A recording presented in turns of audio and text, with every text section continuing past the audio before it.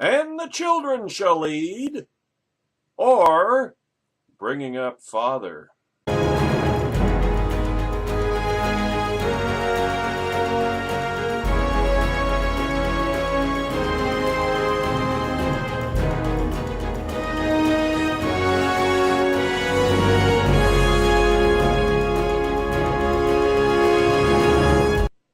There is now a full-blown generation gap in the evangelical community, as David French brings to our attention yesterday at nationalreview.com. Yes, right, folks. That's right. Young evangelicals, our children, are rejecting Donald Trump, even as many of my contemporaries and co-generationalists, if that's a term, which it is because I just said it, sell out to the orange calf. You know, a funny thing is happening in the evangelical movement. Generational stereotypes are being flipped on their head. Normally, it's the geezers who toe a hard line, shaking their fingers about that old-time religion, calling kids to resist the siren songs of their secular peers, and teaching them that cultural compromise is the path to spiritual oblivion. But now, increasingly, the young are pleading with the old. Don't compromise. Place your trust and hope in God, even and especially when the earthly options look bleak. Remain a Christian. Do not become a cuction. When I speak publicly about Trump, I can almost guess the viewpoint of the evangelical by his or her age. Older Christians challenge me to support Trump, often with genuine anger. Younger Christians tend to be far more bewildered and distressed, as they should be. Aren't we supposed to care about character? They'll ask me. Are we this desperate for political relevance? And there's nothing politically relevant about Trump. Trust me. You're going to find that out a week from Tuesday. As students at Liberty University and Hillsdale College have demonstrated, even the most conservative millennial bastions are wavering in their support for Donald Trump, and not because they're growing more liberal, because they're growing more conservative. At Hillsdale, Trump draws only 42% support from students, but Hillary is stuck at an abysmal 6%. Liberty's anti-Trump dissidents point out that Trump received a pitiful 90 votes, not 90%, 90 votes from Liberty students during the primary. So why is this happening? Why are so many young evangelicals attacking Trump from the right? Aside from the fact that that's really the only direction from which you can attack Trump. Well, the short answer is simple. This is exactly what their parents and evangelical elders raised them to do. In other words, evangelicals of my generation, you done good. You raised your children right. What's that biblical passage? Raise up your child in the way he should go, and when he is old, he will not depart from it. That's what you've done with your kids, and now your kids are having to raise you because you've departed from it.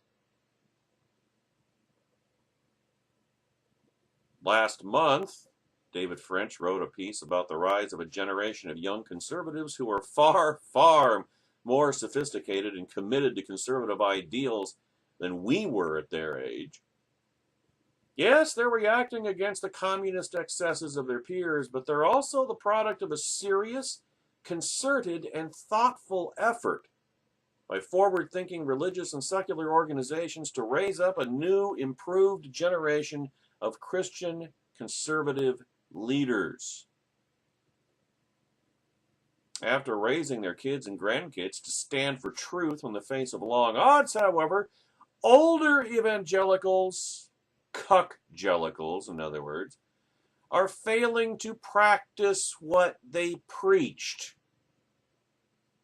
Instead of standing firm in the idea that character matters and living out the ancient truth that we put our faith in God and not in princes, I've seen Christian elders cluck and cuck condescendingly and talk about the overriding importance of mid-level bureaucratic appointments and the vital necessity of having a seat at the table. Remember, my kingdom is not of this world. Render unto Caesar what is Caesar's, and render unto God what is God's.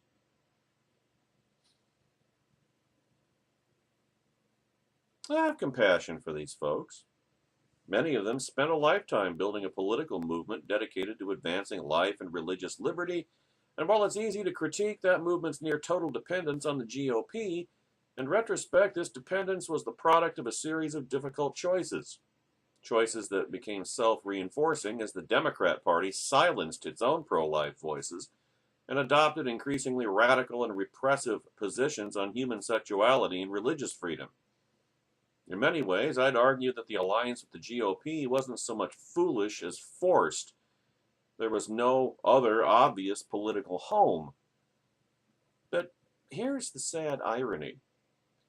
These evangelical leaders are making the same fundamental mistake of the generation before them.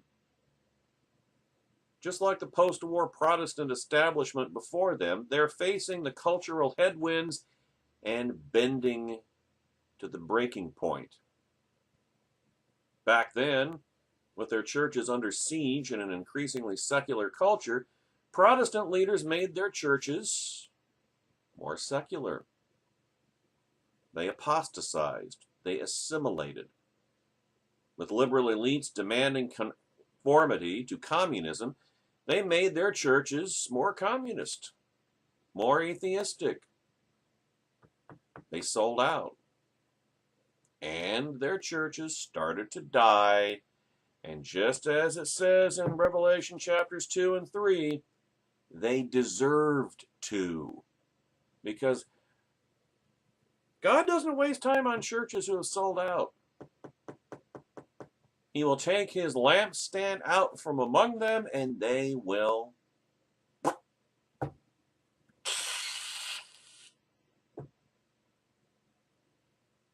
The churches that thrived refused to bend. On this rock shall I build my church, and the gates of hell will not stand against it. The Southern Baptist Convention actually tacked toward orthodoxy, rejecting its former pro-Roe versus Wade position and reaffirming its commitment to biblical Christianity. And it went from a religious also-ran to by far the biggest Protestant denomination on the planet. Meanwhile, many of the former mainline titans are on a glide path to extinction. None of this should surprise any literate believer. God has for thousands of years told his people that he is their salvation. His ways are not our ways. Neither are his thoughts our thoughts. When all of the earthly evidence says conform or die, God responds, conform and die.